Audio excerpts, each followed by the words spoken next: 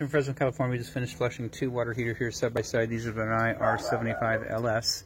And the old pipe that was in there, you had some nipples sitting here. So these guys, and they were corroded. Homeowner sent us some pictures and showed us these guys. Anyways, iron pipe, that's supposed to be a circle. It's not. All of them are corroded, so you had one here at the cold water and one up here at the hot water. So we just took it out, replaced it with brass. Over on this side, it looked like the brass was corroded.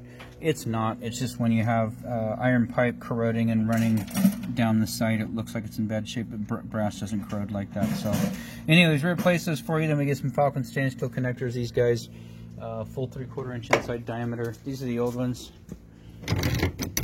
So these guys were rusting in place, corroded. One of them we actually had to cut off. We couldn't unscrew it. So ours are quite a bit bigger as far as the diameter. Inside diameter is about the outside diameter of this. So these are real big.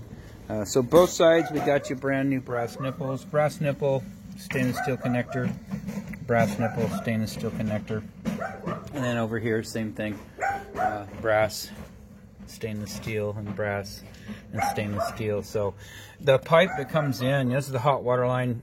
Can't tell you how your home is plumbed. You have galvanized pipe at the main water coming into the home.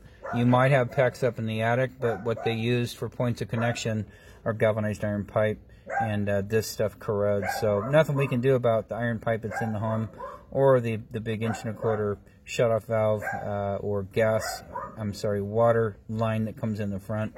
Hopefully it's not iron pipe under slab, because then your whole system is going to look like that underneath. So anyways, we got this fired back up, tested both of them. You got hot water. Hopefully that resolves the issues that you were having. If not, then you know, if this hasn't been cleaned out pretty regular, we do ours every 6 months. Minimum, you should do it once a year. If it hasn't been cleaned out, then, you know, it might be end of life on that guy. But hopefully this gets you through a little bit further. Outside of that, this installation is done.